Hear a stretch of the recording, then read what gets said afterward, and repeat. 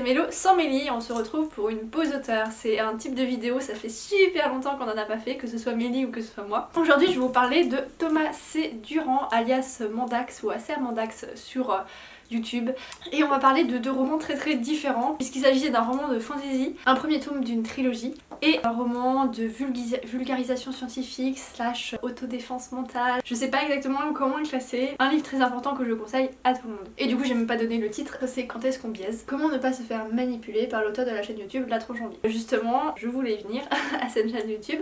Comment j'ai découvert cet auteur? J'ai découvert du coup via sa chaîne YouTube La Tronche en Biais, que j'ai découvert finalement assez récemment, je crois que c'est cet été. Enfin, en tout cas je l'ai découvert principalement grâce au Covid. YouTube m'a proposé une de leurs vidéos où il démêlait un peu le vrai du faux et de fil en aiguille j'ai commencé à regarder d'autres de leurs vidéos et j'ai trouvé ce qu'il faisait très important et j'ai appris qu'il avait écrit plusieurs livres. Et j'ai d'abord commencé par son roman de fantasy que j'ai pu trouver au Livre sur la Place si vous avez suivi je sais plus quelle vidéo non plus. Donc voilà, Les Énigmes de l'Aube, Le Premier Souffle, le tome 1. Le tome 2 est déjà sorti mais pour l'instant il a un grand format donc malheureusement je vais devoir attendre, je préfère les avoir tous en petit format. On va se retrouver dans une société où la magie existe et où il y a des écoles de magie. Mais ces écoles de magie forment quasiment uniquement des petits garçons.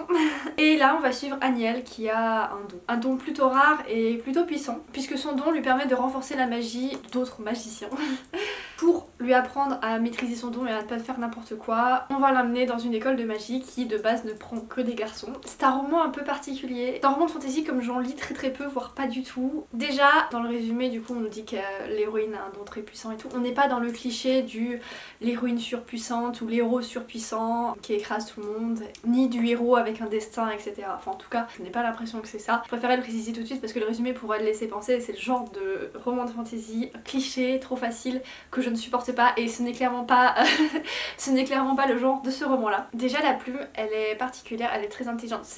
Aniel est très jeune mais la plume n'est pas faite pour de la jeunesse. Elle est complexe, il y a du vocabulaire, elle est riche. Je pense qu'on peut le lire à tout âge mais si on lit à l'âge adulte on comprendra certaines petites piques envers la société, on comprendra certaines références. Pour moi c'est une lecture très intelligente, je pense qu'il y a des choses que j'ai possiblement loupées. Il y a de l'humour aussi mais un humour un peu particulier, je ne saurais pas comment le décrire. Et j'ai beaucoup aimé l'héroïne, donc Aniel. Elle est un peu différente des autres, un peu en décalage. Elle ne pense pas comme les autres et aborde des thématiques un peu comme le harcèlement à l'école, la différence garçon-fille. Ce tome-ci par contre reste peut-être un peu introductif. Bon ça reste assez court donc forcément j'ai envie d'en savoir plus. Puisque en fait on est un peu comme Aniel, on découvre la magie et comme elle en apprend pas tant que ça au final, bah nous non plus. Et l'univers est vraiment particulier. On n'est pas dans un univers de fantasy classique. On suit pas des codes vus et revus et la magie est spéciale. Et ce que j'aime beaucoup aussi avec ce roman c'est qu'on voyage, on ne reste pas que dans l'école. Enfin, on commence par découvrir la maison où vit Aniel avec la forêt autour, vraiment c'est très sympa. Franchement je pense que j'adorerais vivre dans sa maison, ça a l'air vraiment très chouette en pleine nature. Et ensuite on va découvrir la ville, enfin les villes et villages un peu plus proches de chez elle et ensuite la un peu plus grande ville où il y a l'école où elle va aller. Et donc on découvre ensuite cette école et ensuite elle va encore à un autre endroit, une école encore plus prestigieuse, vraiment très particulière. C'est un peu une cité qui flotte dans les nuages, pas tout à fait mais enfin un peu l'impression que ça donne. Donc les descriptions sont très belles, très chouettes et on voyage. Si vous entendez un bruit de moteur c'est qu'il y a mon chat qui ronronne juste en dessous de la caméra. Je sais pas trop si ça va s'entendre, je pense pas mais dans le doute je vous préviens. Et donc du coup le point fort de ce roman c'est l'humour très particulier comme je l'ai déjà dit et l'aspect un peu critique de notre société. Enfin, en tout cas ça ouvre des petites réflexions. J'aime vraiment les pics à notre société envoyées par l'auteur à travers certains événements du roman. J'ai vraiment beaucoup aimé. J'ai hâte de voir ce que la suite nous réserve. Et donc du coup dans un registre très différent on va parler de Quand est-ce qu'on biaise. Bon maintenant c'est pire, il fait sa toilette donc il y aura certainement pire que des bruits de moteur. Et avec ce roman, faut que j'arrête de dire roman, je suis désolée si je dis roman parce que c'est pas un roman du coup, c'est pas une histoire inventée. Ici ça va parler de zététique, de biais cognitifs et de comment ne pas se faire avoir, comment avoir une méthode critique pour mieux appréhender ce qu'on nous raconte, ce qu'on lit, ce que les médias nous disent, etc. La zététique, pour ceux qui ne connaissent pas, c'est l'art du doute qui utilise la méthode scientifique. Je trouve que c'est vraiment ultra important de se renseigner et de voir des vidéos ou de lire des articles qui parlent de zététique et d'esprit critique parce que on vit dans un monde où il y a énormément de croyances, chacun a des croyances différentes et qui se basent sur des choses absolument fausses. Et surtout, qu'on soit intelligent ou qu'on ne soit pas intelligent, on n'est pas mieux armé que n'importe qui et on peut se faire manipuler si facilement. Je n'en ai jamais parlé, mais je suis issue d'une famille qui a des croyances un peu particulière et parfois même dangereuse quand ces croyances touchent à la médecine. Et donc du coup je me suis intéressée à pas mal de sujets. C'est aussi comme ça que j'ai découvert les vidéos de la tronche en biais en fait, puisque j'ai essayé par moi-même de démêler le vrai du faux. Et donc c'est pour ça que je trouve leur travail tellement important. Et aussi ce qui me passionne, c'est comment notre cerveau peut nous tromper à ce point, comment il peut arriver à se faire manipuler, comment on peut arriver à avoir des croyances soit complètement hallucinante ou même très peu farfelue. Donc dans ce roman j'attendais deux choses, des explications sur comment c'est possible, comment on peut croire, comment on peut passer de rationnel à irrationnel, et aussi comment on fait pour être un peu plus critique, ne pas se faire avoir, etc. Et il a répondu à ces deux attentes.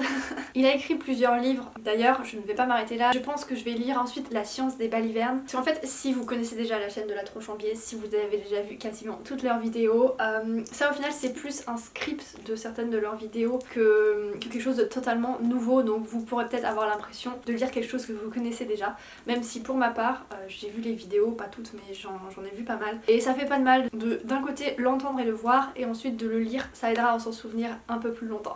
Les sciences des balivernes est un peu plus nouveau par rapport au contenu de la chaîne YouTube. En fait ce roman est un dialogue entre Vlad Tepes et Mandax.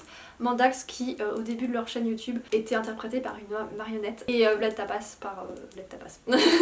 Et donc voilà, du coup il y avait un peu un rapport de maître-élève, enfin d'apprenti apprenti et maître, où Vlad du coup explique et source démontre à Mandax ce qu'est la zététique, etc.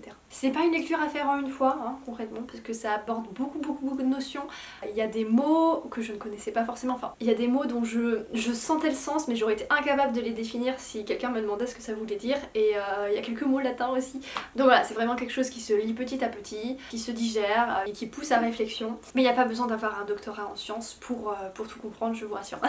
Et le fait que ce soit organisé en dialogue entre deux personnes, ça rend la lecture un peu plus fluide. Et surtout, ce que j'ai vraiment beaucoup apprécié dans ce roman...